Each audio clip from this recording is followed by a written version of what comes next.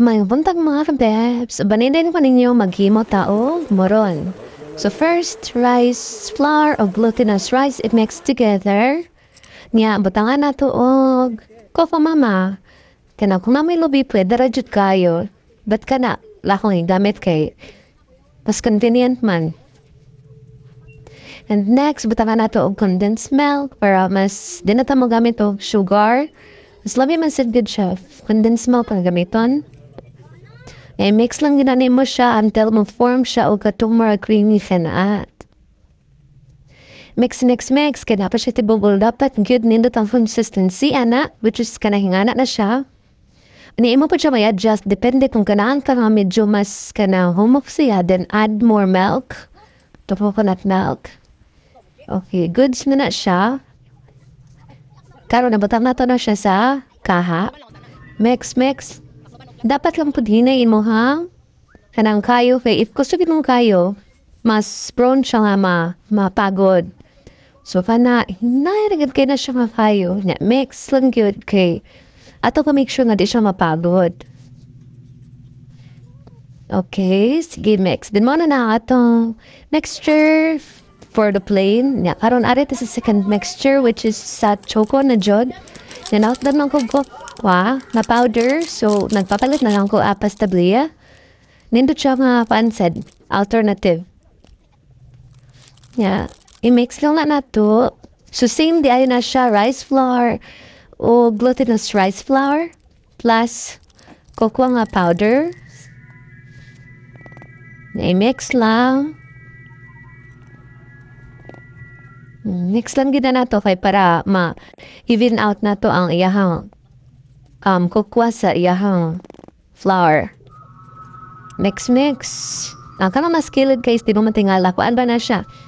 Kadtong tuno. Muna na siya. Ato na to siyang gimix di ay tuno. Coconut milk. I-mix lang. Mix. Make sure nga, wala na siya mga tibog all diha. Kaya para nindot ang consistency sa ato, mixture.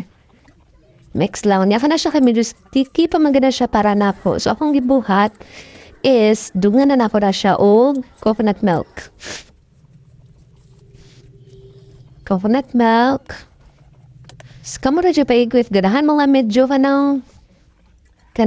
kuan siya, tibuok. Then, ayun niya daghan ang butang o coconut milk. But mas mayo manggit nga daghang coconut milk kay lamig gid siya.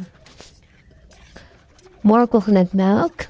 Nga ani nga time kay ako na siya butangan og brown sugar. Kana di ay siya guys mga kuha na siya. Ako na siyang blend nga light blend nga mani. Okay. Mani mix. Apa yan?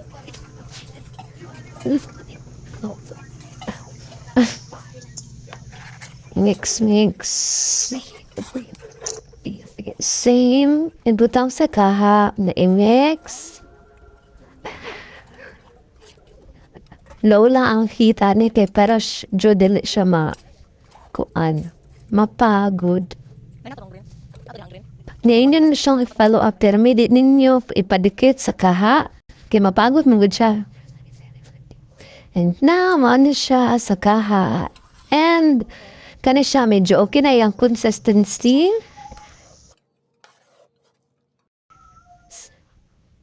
Mix lang gina siya. Okay, maano siya ang atong mixture and then ato na siyang puto sa dahon sa saging. Ano na siya dahil mo na siya murag tutorial saan pagputos. Pero natural oil na siya ha. Murag I guess ang kanang nag-oil siya kahit mo na sa tuno. Wala namin nagbutang atong katong kuan bitaw. Hikot-hikot.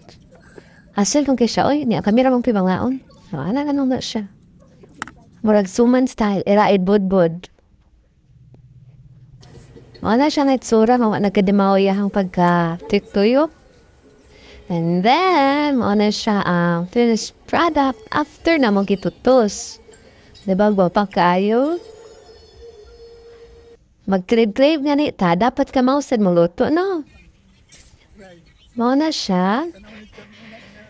And mao na siya itsura pagkaluto. Tada! Wow! Perfect. Tanawa mga guys, oh. Kina-slow mo pa ni siya kay para ma-highlight yun nga. Namigid siya yun. Kanang sakto na yung kanang pagkahumo. Uy, ano rayo? Kaya di ba mas nindot man dyan ng moron nga. Medyo creamy-creamy siya style. No na siya. Perfect kaya akong pagkahinom. Malamit pa kay sana mga baligya. O, diba? Muna na siya. Hihi. Mga anta mga kabebs. Halaon.